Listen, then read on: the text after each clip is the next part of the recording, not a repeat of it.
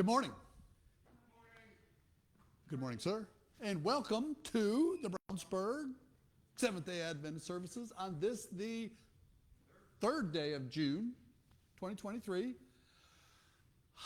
Is there a better place to be than right here? No, there's no better place to be, right? Very good. So how was everybody's week? Did you get your son back from Oklahoma? Well, you gotta stop by there, right? You got to. What else went on this week? Kids finished school. Parents are rejoicing because they now have their kids a lot more, right? What else? An amazing week. I had a tip that I'm sure God gave at the men's meeting Sunday. Yeah. Someone mentioned that someone asked a question, and so Josh came back saying that you can Google or you can go to mycase.com and find out all kinds of information if you put a name in, and it's free. Oh, wow. So it triggered my deal to search for Patty's youngest son again. Yeah. And I did that, which didn't give me the information I wanted to find him. But what it did do is say that he had a traffic ticket on April of 2023. That said he's out of prison. Yeah. So I renewed my search, and I found him. Is that great? And I got him to visit Patty. Is that great? Now, at this point, at that day, Patty would not recognize that it was him. Sure. But I talked to her the next day. Yeah. She was able to listen, and she did recognize, but she's not willing to see him. Is that right? Yeah. So, but he will visit, Yeah. and I'm going to just let that go where it goes. Well, yeah, absolutely. Terrific. So let's see, sir, you're with us today. Yes, I'm so happy to be here. And Where are you from? I live in Avon. In Avon. Yes. That's not very far away. You should be here every week. So the week has been so beautiful. I saw the sunshine. Yeah. People are walking outside Yeah. with their kids, their families, and they're so joyful. And when I see that, I praise God because that's a blessing from the mighty God, because she has given us the beautiful weather. Yeah. We're waiting for this for long. Actually, I come from Africa. What part? DRC, Democratic Republic of Congo. Congo. Okay. Yes. No, let me see. the weather- Congo. Where's Congo? Congo is Congo is Central Africa. central. Yes. Okay. Very good. It is a big country Okay. with so many natural potential, Yeah. forests and so many lakes, and the weather the whole year is warm. Yeah. That's why I said that I was waiting for this weather, for sun. Feel like home, right? It's nice and warm. Back home, the whole year is sunshine. Yeah. So I'm so happy for this, and Very good. especially for this Sabbath. Very good. I'm And so what's your name again? My name is Kamanzi. Kamanzi. Kamanzi. Yes. Kamanzi. Kamanzi. Okay, remember that. Thank Pat. you. Happy Sabbath. Yeah. A long yeah. name. A long name, I'm sorry. Well, it's great to have you with us. Donnie, it's good to see you, sir. It is good to see you. Thank you. And you, back in the corner, you, with you. It's good to see you.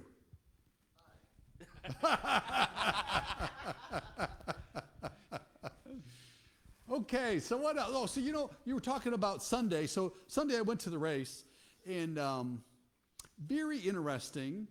Just those little tiny things that can make a difference. Okay, and so does anybody follow the race at all? Stingray Rob. Okay, What's that? How many accidents was there? Maybe 4. 5. 5. Okay. You count. Stingray Rob, okay? Interesting name, right? Stingray Rob. Did you happen to see, so the race cars, okay, they've got what's called a halo, okay? So where the driver sits, there is a halo around so the car flips over, okay? Did you happen to see his car? His car, it's a fluorescent green, and on it says John 3:16, okay? So then you look up. So what does that do? It says, oh, this is interesting. Not many race car drivers, are promoting the Bible. So then you look up Stingray Rob, and he's a huge man of faith. And so he has his racing page, and 2/3 of it's dedicated to his faith. So I thought that was absolutely stellar.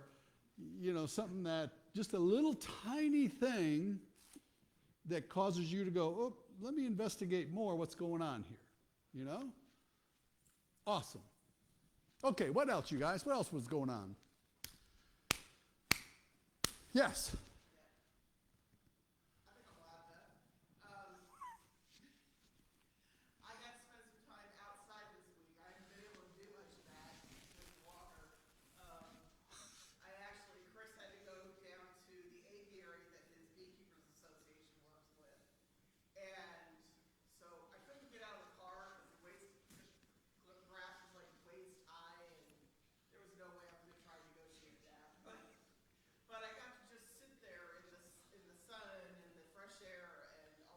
Mm-hmm. Feels good, doesn't it? Yeah. Yeah, vitamin D and all that. What'd you do? My daughter and I got a U-Haul, moved Kim from Indianapolis to Plainfield. Oh, wow. So you, young lady with the sore back? See, back surgery is 2 weeks from yesterday. In 2 weeks? Okay. Yeah. Very good. We'll be praying for you. Before my surgery. We'll be praying for you. Yeah, it's good. Okay, so let's bow our head with a word of prayer, and then we'll get started. Thank you, Lord, for letting us gather together today in your house of worship. We are so thankful and so lucky to be able to be in your house of worship, freely share your knowledge and your love, and certainly get to know each other better. Be with us now. Amen. Okay, so what else? In all honesty, usually I always have my morning manna printed out. I printed out a whole bunch of stuff, way too much stuff, and then I forgot to print that out. So I'm doing it on memory, all right? So we may miss some things. All right. So this came from, which I thought was excellent. Do you guys get this Adventist journey? You guys get the Adventist journey? So I thought this was absolutely stellar. And, in some respects, that's what we try to do here. Did you happen to see on page 13 of, I think it was the latest version, okay? And the best small group ministry in a local church. The best small group ministry. Did you read? Okay, very good. Yeah, last night. There you go. All right. So the best small group ministry. And so the article says, I'll just read a little bit. You guys catch up with it later, all right?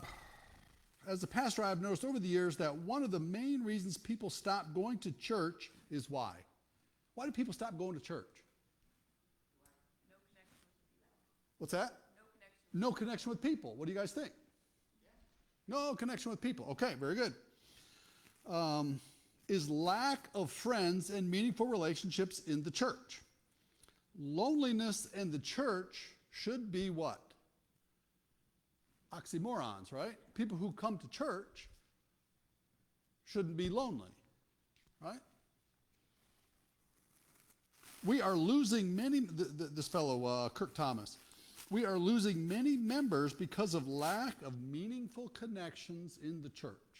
What's a meaningful connection? What is that? What's that? Nobody recognizes you. I mean, as far as acknowledging, hi, how are you? Blah, blah, blah. Yeah, right. On a weekly basis or Right. whatever, even first time. Yeah. We will recognize you, young man. You keep coming. We'll recognize you. And I always love your smile. I recognize that. I absolutely do. And I recognize your hat and your wisdom and your notes whenever you're here. So that's a little bit of what we try to do here. As I've said many times, the best thing about being up here is to see everybody's face and smiles and all that. Okay, so let's keep going. The church as a social club, yes or no? Kinda, yes. Maybe we don't want. What do you guys think? Good or bad? That's part of it. Okay, good. So tell me more. Well, I know from experience, Sunday churches, at least one we went to, Uh-huh. they'll have a lot of social events to get people there. Not necessarily, I don't think to really witness a lot, because I don't remember a lot of witnessing going on during these events. It's just to get together. It was a place for people to drop their kids off. Yeah. And the kids, can play and have fun, which is all good. Absolutely stellar. But if you don't put some kind of Right. the Lord into it all Yeah. the time, Okay. every time, because there's new people coming there each time, then it's just a social event. Okay. Other comments? If you think about yes. From that same church. I'm in a small group and I still attend. But that small group, they share with each other about their daily activities Yep. and things. Yep. They never get to what their inner feelings are. They never share those. And Stays on the surface. I think that should happen. Yeah. Very good. Yeah, I was in one for 13 years, too, but my leader guy told me I joined the cult when I left there, so I don't go there no more. I think Christianity is all about, it is relational. Our relationship with God, our relationship with other people. When they asked Jesus, what's the greatest commandment? He said, love God, love people. So I think very much it should be our social club of choice, but not our primacy, actually, but not our only one. It is good to keep those relationships with others as well, or you become very insular. You can't invite people to a church if you don't know who they are. Has our denomination historically been good at this? I'm going to cut right to it. Have we historically been good at this?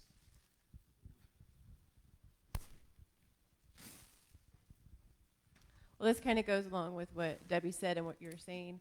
A lot of times when people come into the church, you're just like, oh, good, they're now part of the church, and then they get forgotten. Yeah. And when you become an Adventist, a lot of times you lose your previous friends, Right, you lose the right. support of your family. So Right. it's very, very important that we do become their family more than just seeing them for 2 hours at church. Right. But I think we have a hard time doing that. Yeah. It's a weakness. Yeah. Other comments? Yes. On that one, actually, see, I have a lot of outside friends also. But, if we have to maintain, as a Christian, we have to, reflect ourselves, what is Christianity to them.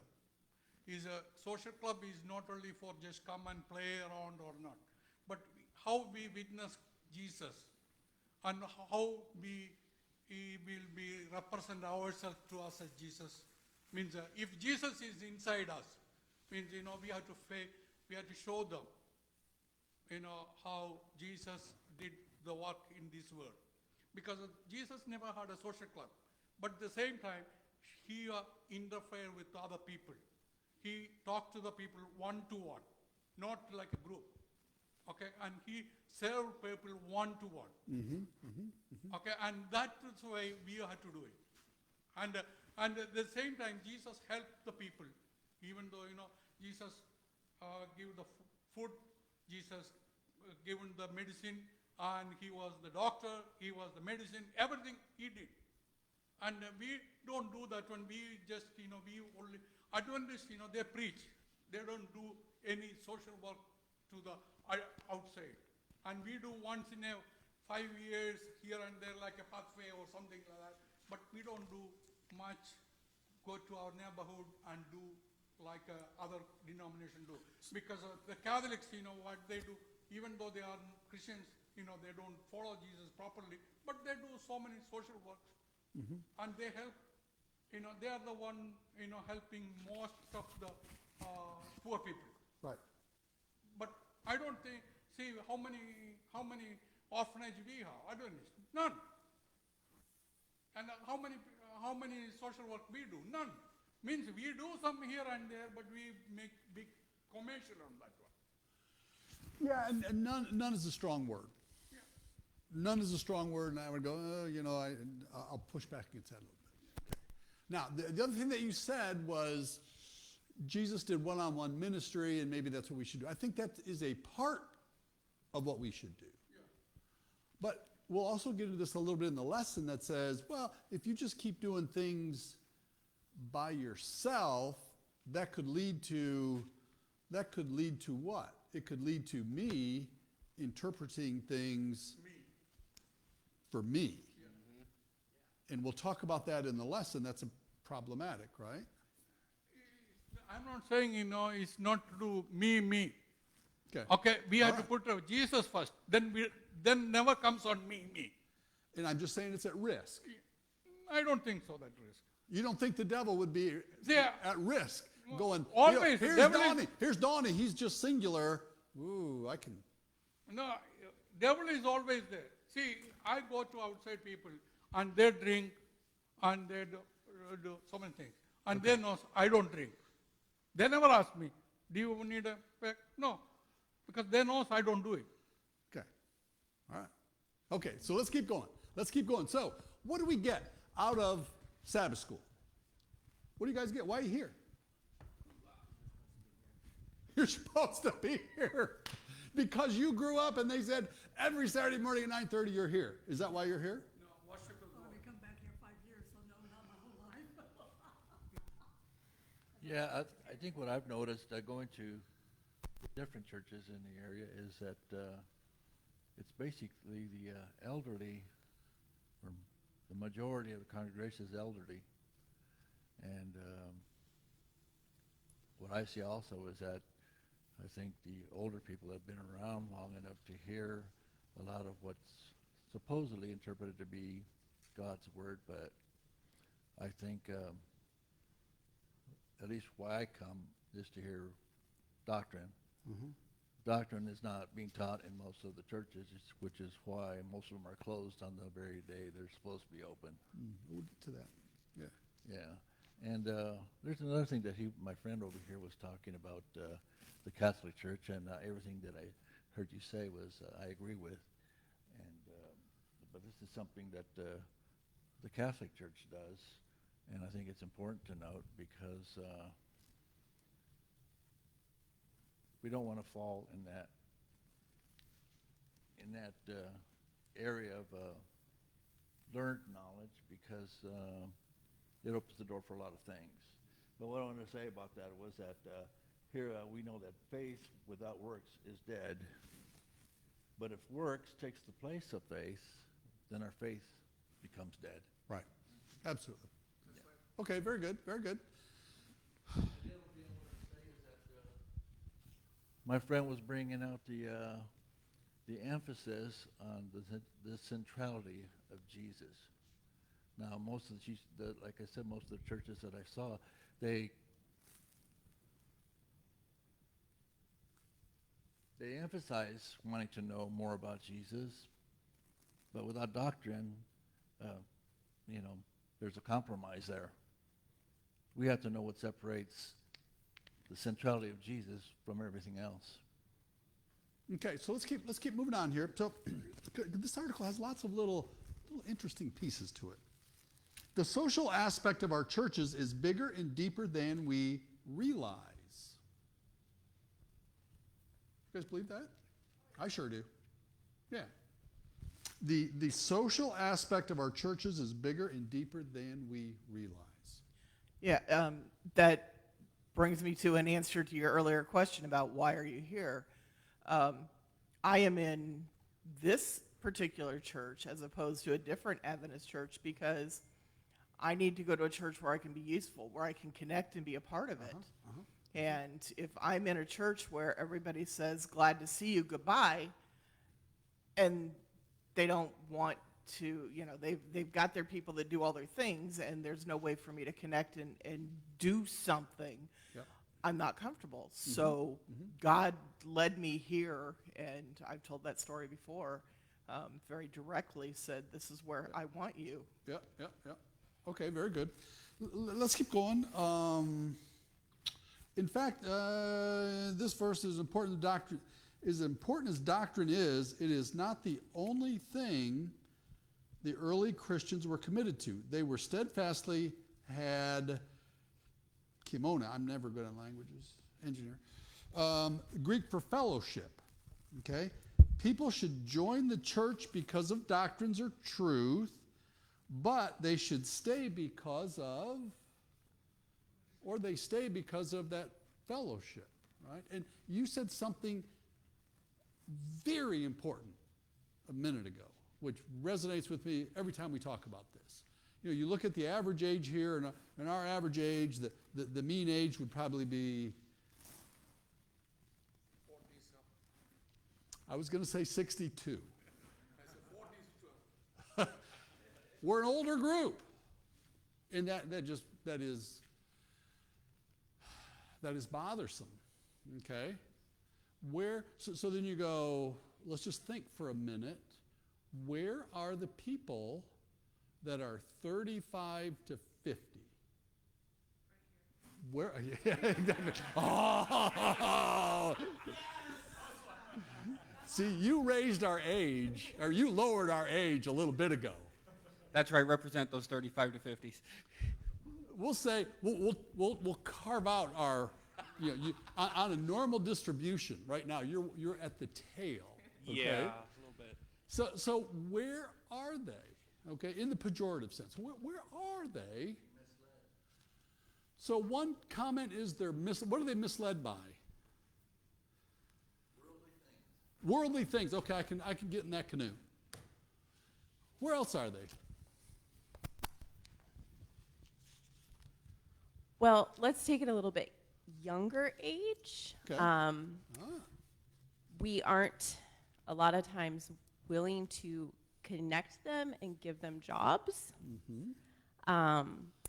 Oftentimes we don't have programs for them. My children are sitting over there reading guides because there's no teachers. Yep.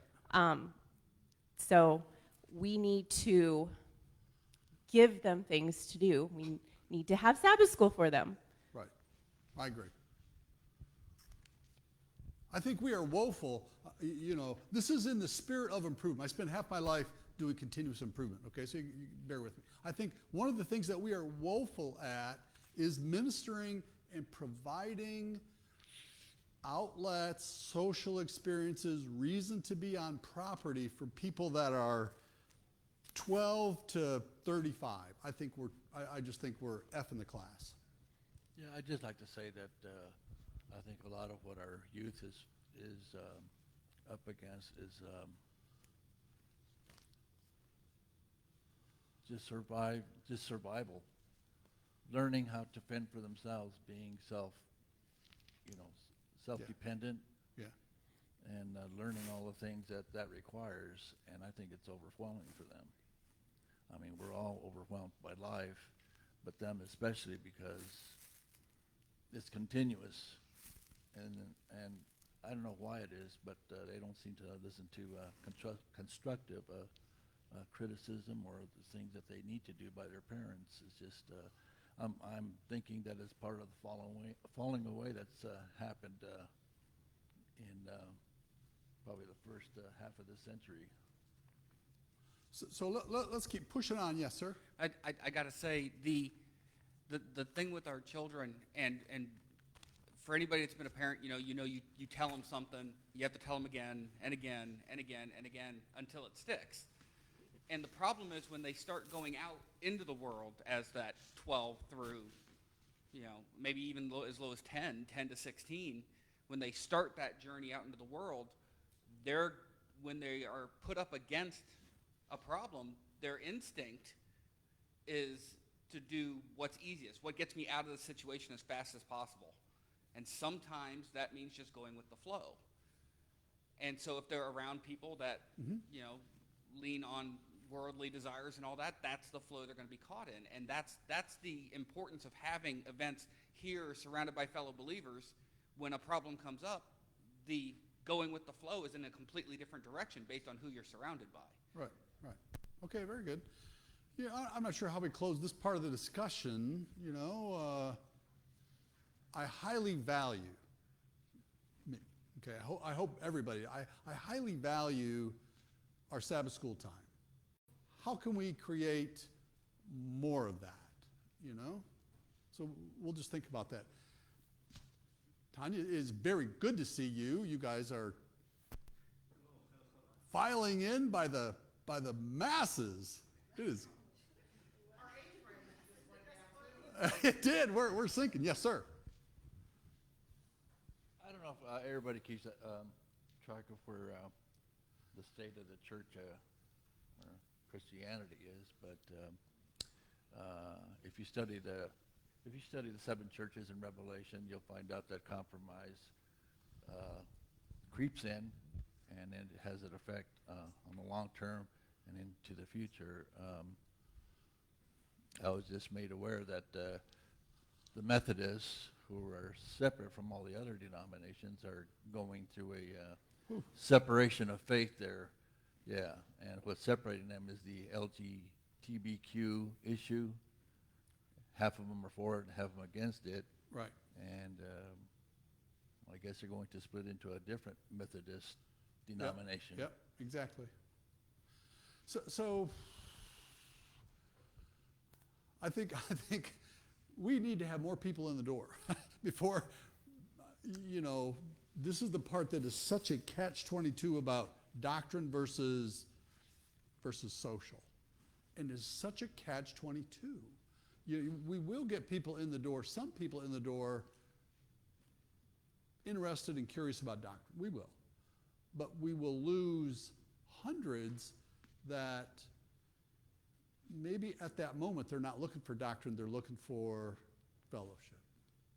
You know? And I think, you know, this is my opinion. I think we have erred on the side that says, we hold out the sign and say, we're all about doctrine, take it or leave it. And we get ones and hundreds go by, where I think there's an opportunity out there to do something different. Okay, that's my excellent discussion, you guys. I'm not sure what we do with it. Excellent discussion. It really is. Good to see you guys over here. Okay, so today's lesson is about, well, we'll do this one next time. All right. Today's lesson, Satan's final deceptions.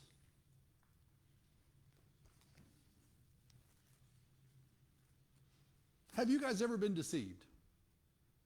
What's a time when you were deceived? Tell me about when you were deceived. What it was like? When were you deceived? Most of my dating life. Most of my dating life. Chris, were you the real bill of goods, or were you like had to do a little deception there? He was real bill of goods. Okay, so what happened? What happened in, we'll just say, relationships, Deb? What was your deception?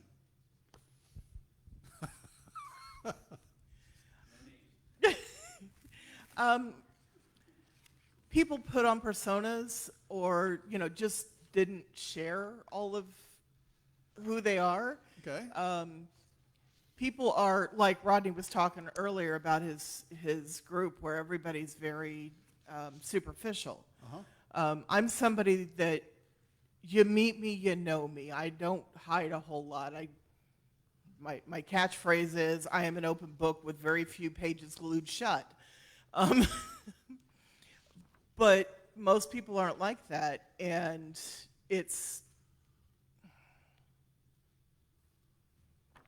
people are afraid to be who they are. Okay. And I think that causes a lot of problems in relationships. Okay. Other deceptions. When have you been deceived? Okay, so I can remember the commercials on TV, the Ronco commercials. It slices, it dices, it does blah, blah, blah, it does a million things. The Ronco Ginzu knife. Remember the Ginzu knife, And so then you would buy it and you'd get it, and it was like, it doesn't do any of this stuff. It doesn't do any of this stuff. It was a deception, right? Other deceptions. How did you get deceived? Yes.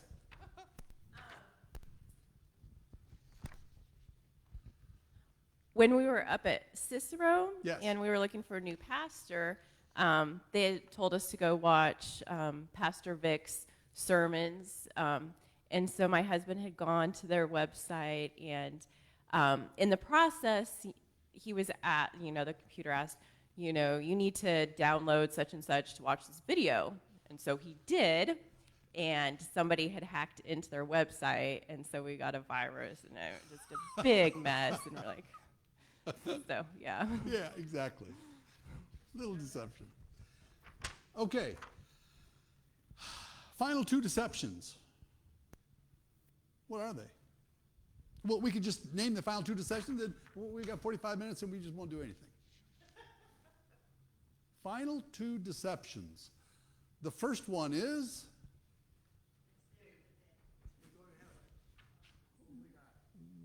we go to heaven.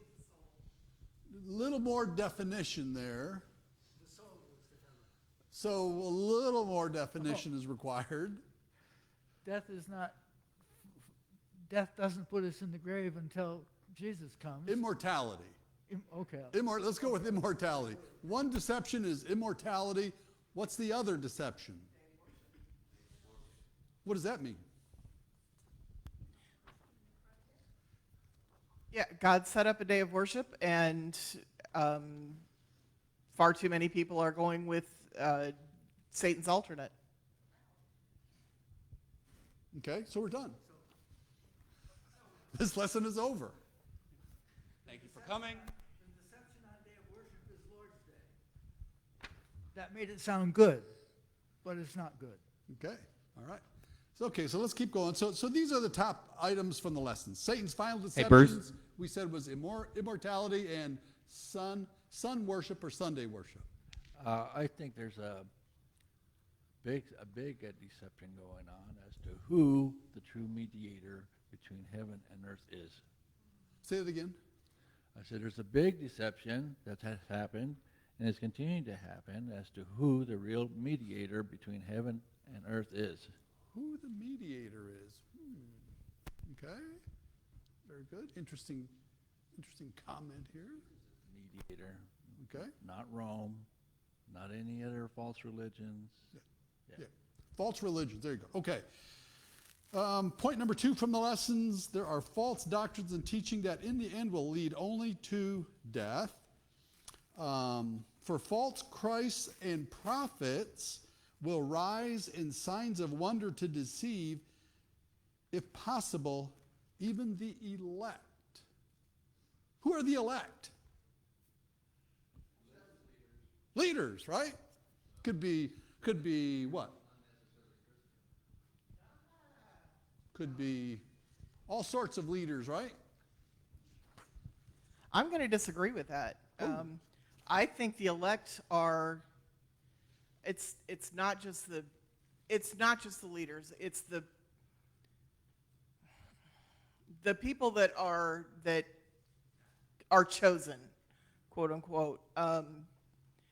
If we are, no matter, yeah, like for instance, I'm fourth generation Seventh-day Adventist. Okay. I've been raised in this. I was born into this denomination, but Are you finally an Eagle Scout? No. working on my master guide. Master Guy. But 4 generations. yeah, but I could in some way consider myself, born into the church, chosen in the church, just kind of, grandfathered in, as it were. And some people consider themselves the elect on that basis. The elect are the people who think they are it, whether they're leaders or not. Okay, all right. So let's keep going. Second one would be, yes, Danielle? Well, I was just going to give a Bible verse for what Debbie was saying, Matthew 24:31. And he will send his angels with a great sound of a trumpet, and they will gather together his elect from the four winds, from one end of the heaven to the other. So in this case, the elect is the ones that have chosen God and will be taken to heaven. Yes. Yes. I wanted to give an example of real deception. Well, deception is when we believe something is true, something we think we're going to find, and then we don't find it. Then it's something else. My grandpa was a Catholic, Okay. and they live in the mountains, but they had a saint,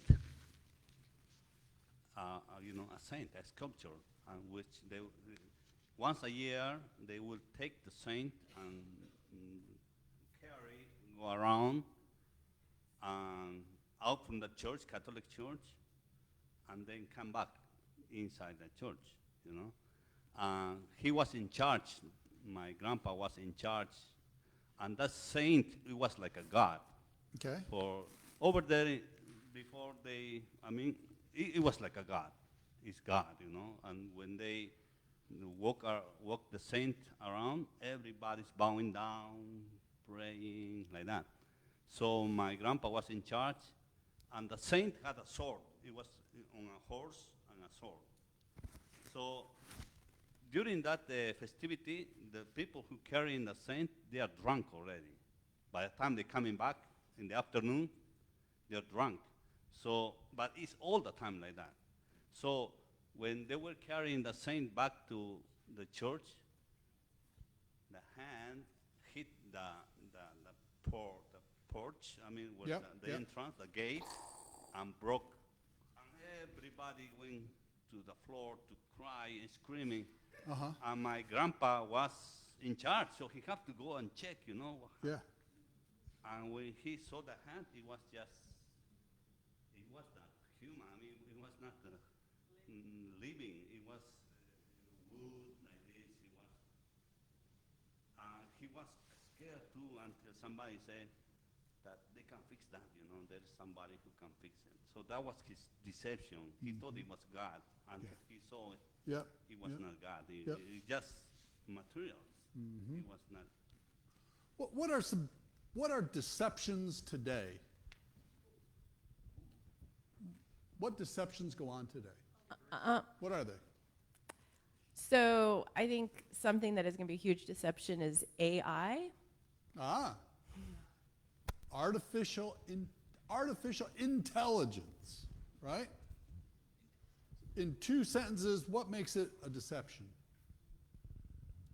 They can make people look like they're saying something that they've never said. Super. Okay, excellent. Other deceptions today.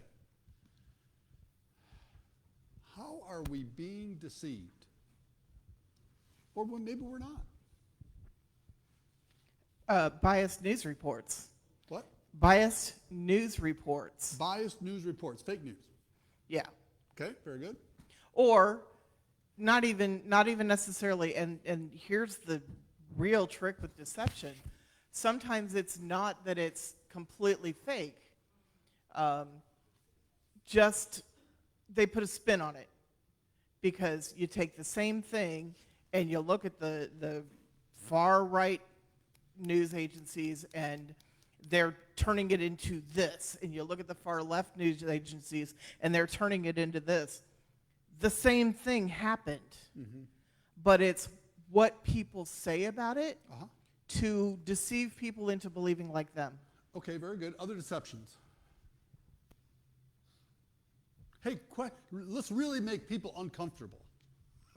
Climate change.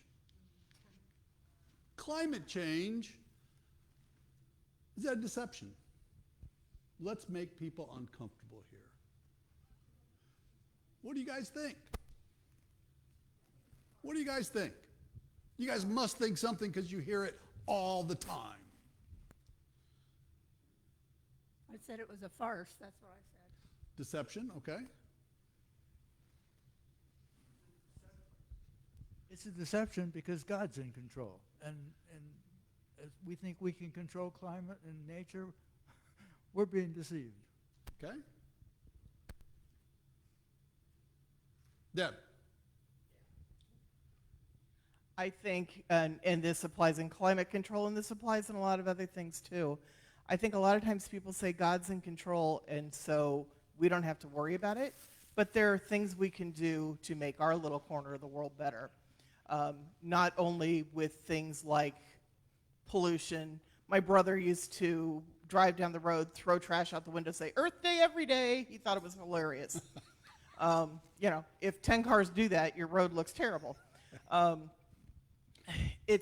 that also applies to other things as well. So I'm going to take that little piece and go, I'm going to offer a little opinion, then we'll move on.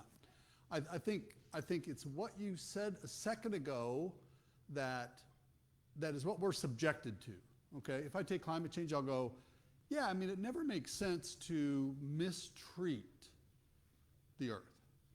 Now, similar to what we saw in COVID, people are also perhaps taking advantage of things like climate change, things like COVID, to take away what? To take away what? Your freedom. Your freedom to choose your acceptance of a social scorecard, your ability to buy and sell is on the horizon. That's all part of it, okay? And this is my attitude, my opinion. All right? So that's where you go, we really need to be understanding of deceptions.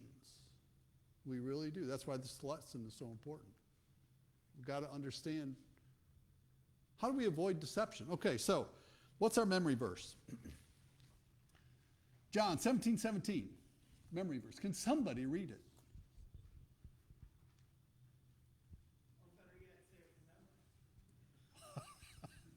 Okay, sanctify them by your truth. Your word is truth. Your word is truth. So what does that mean for us?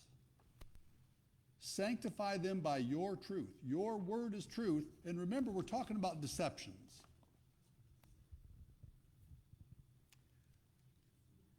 My understanding of this word compromise is that it's probably the worst evil of all, because it's the first step leading to a lot of things. And what I get out of it is that it's a willing exchange of truth for error. So we're not seeker of God's truth that separates his people from everything else, then we're headed in the wrong direction. So let's take seeking truth, okay? And let's take the two examples that we just talked about. COVID, climate change, okay? COVID and climate change. How does seeking truth play into COVID and climate change?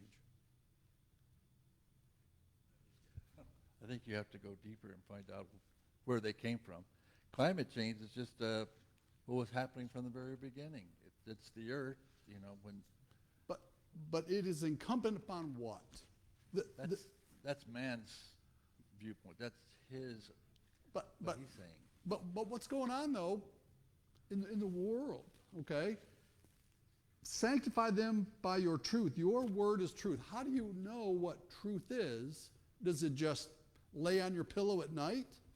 Is it just wafting out there? You hop in your car and I'm surrounded by truth.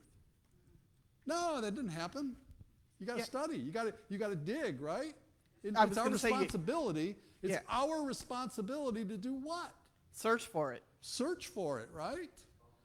And we can't just go, well, somebody told me this, so it must be true. It's somebody who I like, so it must be true. I just want to share my experience during pandemic, because, I didn't have my shot yet, but at that time, based on the information we were getting about COVID and how they were handling, all of that made me doubt, you know. And but at the same time, there was this fight for and against, you know, and the fear in between, Right. and how you can make a sensible decision about this. So I was praying to God, you know, Lord, this is what's going on. What should I do? You know, my family over there is affected in Peru, and other people too, you know. And so I pray to give me knowledge, because you must have a knowledge, you must have understanding and wisdom about this, you must have the truth about this. So, and I always believe that that God has people, intelligent people, who has talents and gifts on this area. So he sure has people to explain this about this. So the church is packed a lot of with these blessings, I think. So I keep listening from sources, you know, trustful sources based on our church, of course, you know. So, and every time when the pressure came about taking the vaccine, I have to go on my knees and ask, you know, and every time it would show me, I mean, there was this presentation by doctors, you know, Adventist doctors from Weimar Institute, that Adventist radio, they made it a huge presentation about the COVID and all of those things, what we should do and everything, you know. So just following and listening those advices and according to God, and but they were leading me to trust more in God, you know, more on God's way, you know. Right. And that was the key. And so when I went to Peru in 2021, my sister, I almost lost it. I lost 2 ankles at the same year, but I went anyways, you know, because I was worried that I may not see many of my families. And my sister was so afraid about this, and she told me, you know, you need to get the shot. You need to get the shot. And so when I went there, I trust in the Lord, but at the same time, I wasn't, you know, I don't want to put in test. I don't want to test God on this at the same time. But to make this short, my story short, I use all the precautions that was given by the law, and also, you know, the simple steps, simple natural remedies that was advised by our doctors. I was fine. We were fine. And I traveled like never before, and by God's grace, I come back well and sound. Okay. Okay, let's move on. Tell me about Babylon. Okay, who founded Babylon?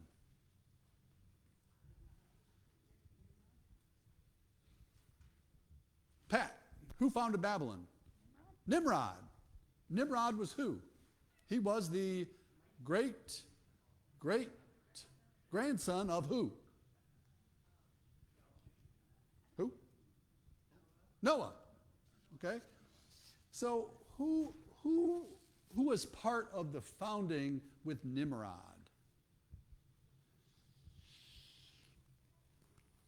Test question. Oh, it's a good story. It's absolutely stellar. It's absolutely stellar. The worship of sun.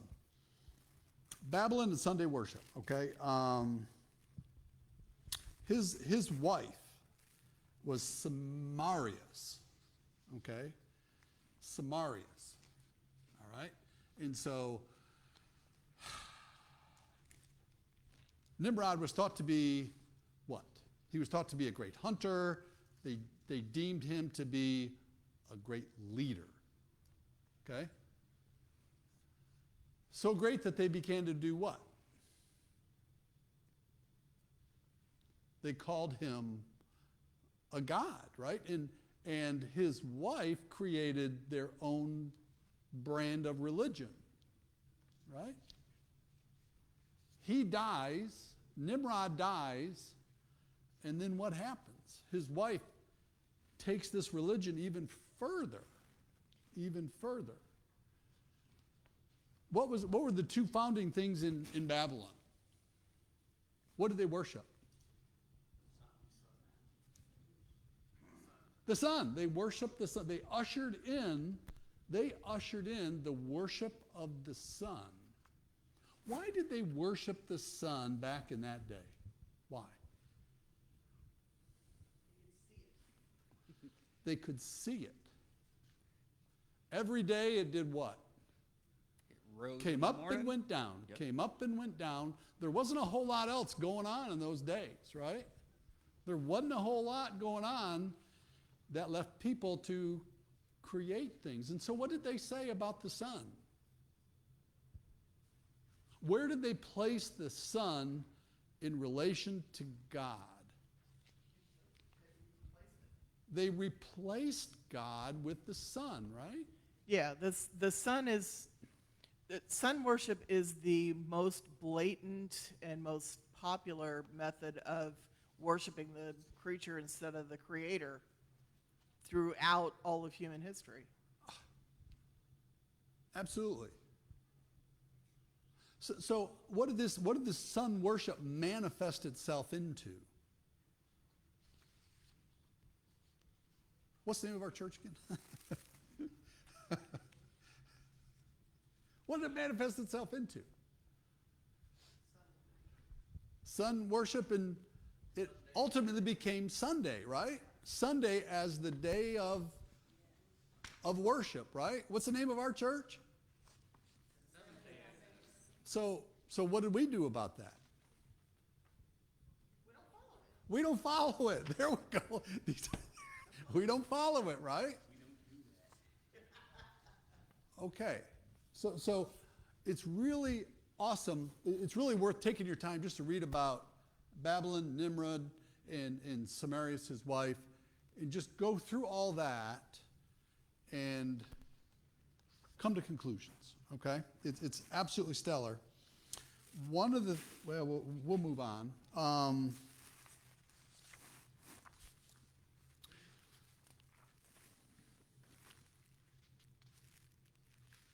I had a question that says, what things do people worship today? What's that? Themselves. People worship themselves. Selfie. Instagram. TikTok. What else do people worship?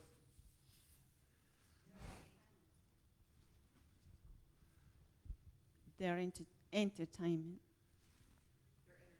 Their entertainment, yeah. Entertainment, thank you.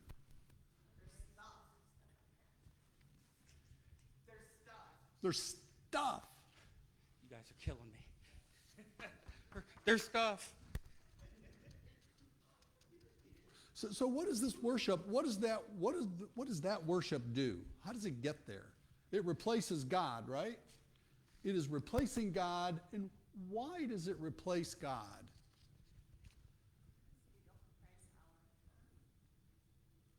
What's that? Our attention, okay. Okay. We spend all of our time on that, which if we're spending all of our time on that, what aren't we spending our time on? We're not spending our time on God, right? And so, when we're not spending our time on God, what is that? It goes all the way back to being deceived, right? It goes back to how we become deceived. The whole thing with Adam and Eve in the garden, and Eve and the serpent being deceived, the two things he said is, you won't die, immortality of the soul, and you will be like God, which is replacing his worship. Okay. Revelation. Let's close with the last segment here. Revelation 18. Let's just wade through Revelation 18 for a little bit. We won't get very far, but hey. Okay, Revelation 18, verse 1. After this, I saw another angel coming down from heaven. He had great authority, and the earth was illuminated by his splendor. With a mighty voice, he shouted, "Fallen, fallen is Babylon the Great." Fallen, fallen is Babylon the Great. Whoso, an angel from heaven is saying what?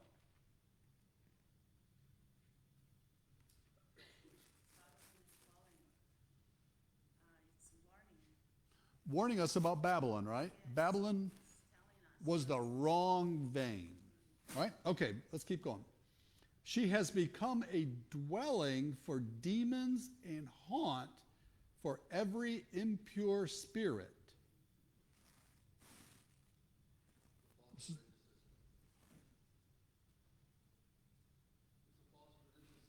False religions. There you go. All right. A haunt for every unclean bird, a haunt for unclean and detestable animal. Are they talking about nature walk here? Okay. It's symbolic. I mean, at the time he wrote this, Babylon, the city, was gone. It was desolate, and it was all those things.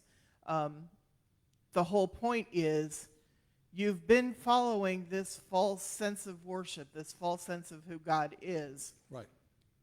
It's falling apart. You're seeing how far it's gone if you look at it. You're seeing how far it's gone is very important statement. Finally, it's crumbling for everybody to see, right? It's crumbling for everybody to see. Okay, let's move on. For all the nations, that's the whole world, huh? For all the nations have drunk the maddening wine of her adulteries. What is the wine? The maddening wine. W-I-N-E. False truths, right? False doctrines, false truths, false teachings. These days we call it drinking the Kool-Aid. Drinking the Kool-Aid, yeah, Jim Jones.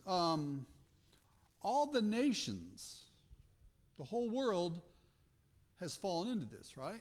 Could that happen? No. Very good.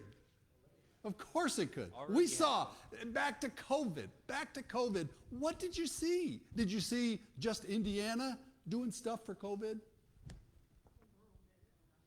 Did you see just the U.S. doing stuff for COVID? No, you saw the whole world, right? You saw the whole world in a matter of what? In a matter of months. In a matter of months, the world spun, right? So, the learning point is when we come to this verse that says, now I lost it, for all the nations have drunk the maddening wine of her adulteries. It shouldn't be very far for us to grasp that concept, right? That the whole world would see all this, right? Would take it in. Okay. The kings of the earth committed adultery with her. Ooh, the kings of the earth committed adultery with her. So what are the kings of the earth?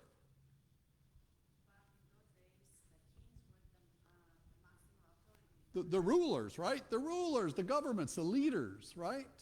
Yeah, so through them is also we are deceived because they are the ones who are telling us what to do.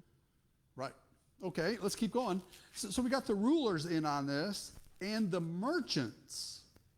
What's a merchant? Business people, right? Business people. Who are the business people today?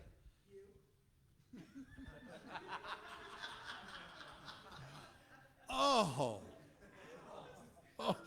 could you take that out? Take that out. The business people. Jeff Bezos. Who's Jeff Bezos? Amazon, right? Who is Elon Musk? Tesla. SpaceX. Who is Mark Zuckerberg? Okay, so are they merchants of the earth? I think I would say yeah, right? Bankers. Diamond. Jamie Dimon. Who's Jamie Dimon?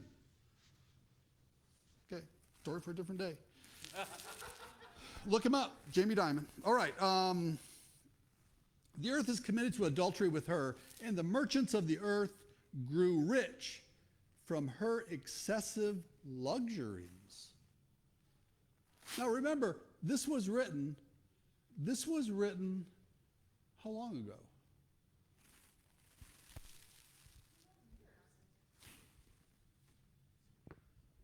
$2,000 years. 2,000 years ago, right? Could it sound, if we just read that today, could it sound like we're reading today's news?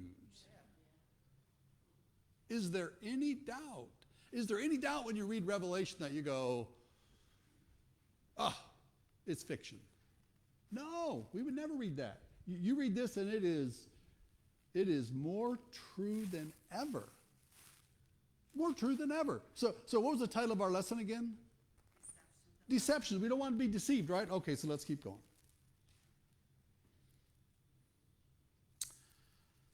The kings of the earth committed adultery with her. The merchants of the earth grew rich from their excessive luxuries. Okay, so what do we do about this? What do we do? Then I heard another voice from heaven say what?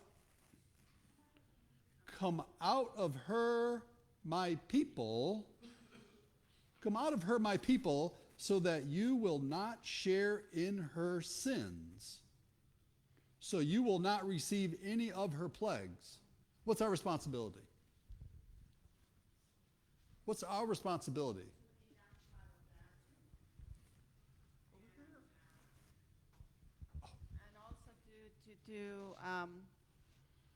And also to invite people to let people know about this. You know, we need to seek the truth, because nowadays the truth is being at jeopardy. Is that correct? Okay, so our responsibility is to come out of Babylon.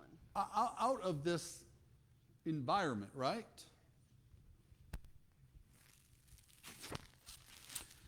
For her sins are piled up to heavens, and God has remembered her crimes. I was looking at right after that, and I guess I'd never really read that far. Pay her back even as she has paid, and give back to her double according to her deeds. In the cup which she has mix twice as much for her. The best way to fight error is with truth. Right. And I think this goes back to what she was saying. But you're touching on something, though, that says, because if you keep going, verse 7, give her as much torment and grief as the glory and luxury she gave herself. Wow, what does that mean? What are we supposed to do? Just sit back? No. You've got to let people know. You got to let people know, right? How do you do that? Well, is that going to be a torment? Is it tough to do? Yes, it's very tough to do, right? Very tough to do. For us just to walk out today and talk about what we believe, it's tough to do, right? We don't do it very well. Me, I don't do it very well. Okay. So, test question the last few minutes. What were the two deceptions? The final two deceptions.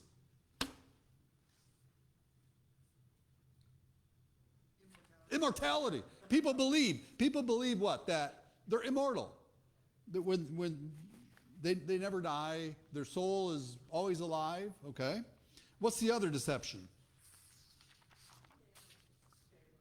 What?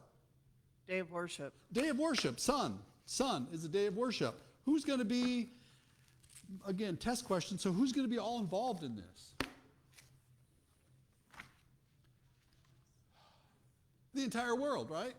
The entire world will be part of this deception, right? It'll be, we just read, it will be the elected officials, our world leaders and our business leaders, right? A couple of 3 weeks ago we said, which is very interesting, a couple of 3 weeks ago we said what? There will be a time when you will not be able to buy or sell. Does that fit together? It does, right? Story for a different day, but the ability to buy or sell, it's coming, right? Okay, you guys, this was absolutely stellar. This was our small group, okay? So for those of you who happen to be here at 9:35, we talked about the value of our small group, and we wanted it bigger, and now it's bigger, and that's really terrific. It's absolutely stellar. And so I think we all appreciate getting together on Sabbath. It's absolutely the best time. Absolutely the best time. And so the more we can do this, the more we can share with each other, the better it all works. Oh, yes.